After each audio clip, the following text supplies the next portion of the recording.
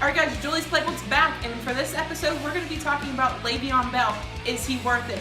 Aaron Rodgers, is he the greatest of all time? And Terrell Pryor and his new home with the New York Jets.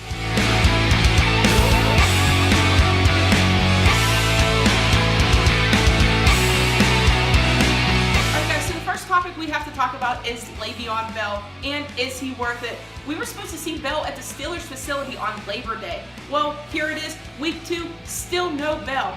And there's talk that he might hold out until week 10. And he was spotted at a Miami strip club when he was supposed to be at the Steelers facility. What do I have to say to that? I say it's Conner time. We have second-year running back James Conner came in and made his first NFL start against the Browns. He put up stellar numbers. He's leading the league in rushing yards right now. And he was the FedEx Ground Player of the game. This shows hope for the future. And what do I have to say to that? Like I said, it's Conner time. Guys, so the next topic we have to talk about is Khalil Mack and his new home. That's a 6-year, $141 million new home with the Chicago Bears, bringing him to the highest paid defensive player in the National Football League. The Bears lost first-round draft picks in 2019 and 2020, and a third-rounder in 2020 as well.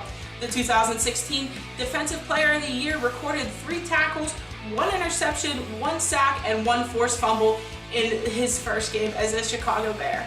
Alright guys, so the next topic we have to talk about is Aaron Rodgers. And is he the greatest of all time? First, before we get into Aaron Rodgers, let's talk about the title greatest of all time. I don't really think you can say that there's a greatest of all time in any sport, because how can you compare an Aaron Rodgers to a Joe Montana or a Michael Jordan to a LeBron James? You can't. They played in 2 different eras, and they're 2 different types of players. They have 2 different types of roles. Lord knows, with Roger Goodell as our commissioner, we have a lot more roles than Joe Montana did back in the day. So I would like to give Aaron Rodgers the title of the greatest of this era. Yes, that's putting Tom Brady at number 2.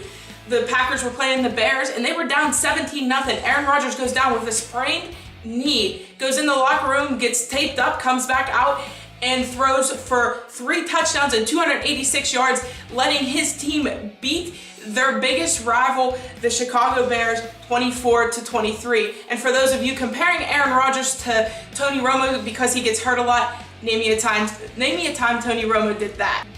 It wouldn't be a Julie's Playbook episode unless we talk about hometown favorite Terrell Pryor. Terrell battled through some pretty serious ankle injuries in this, and now that he finally found a home with the New York Jets. And in his first Jet start, he had 3 catches for 49 yards. I think this shows hope for the future, and keep him on your radar to maybe start him in your fantasy lineup later this year. Alright, so we have a bruised elbow issue for the Steelers, and of course that's coming from quarterback Ben Roethlisberger. He did not practice yet this week, but it is still up in the air if he will play. They say Josh Dobbs has been getting first team reps. So if we know anything, you guys know what I always say, your Superman might wear a S, but mine wears a 7. I look for 7 to be on the field, but if not, 5's ready to go. Alright, for your fantasy picks this week, James Conner, keep him on your team. If you don't have him yet, fight for him to get him on your team, because like we said before, Le'Veon Bell isn't back yet. James Conner has something to prove. So get him on your team. If he's not, keep him on your team. If he is, start him.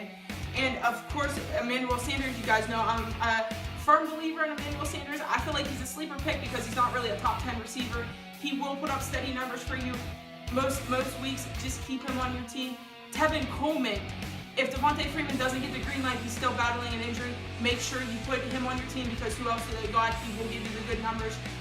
People to keep on your radar. Leonard Fournette didn't practice this week. He's still battling a hamstring injury. And of course, as we talked about before, if Ben can't play, you might want to pick up Josh Dobbs.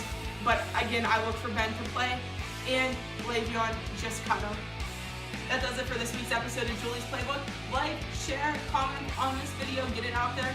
And of course, if you want to talk about anything sports related, or you think I need to talk about something sports related, get in contact with me. That's comment on this page, like this page, share the page. And thanks for watching.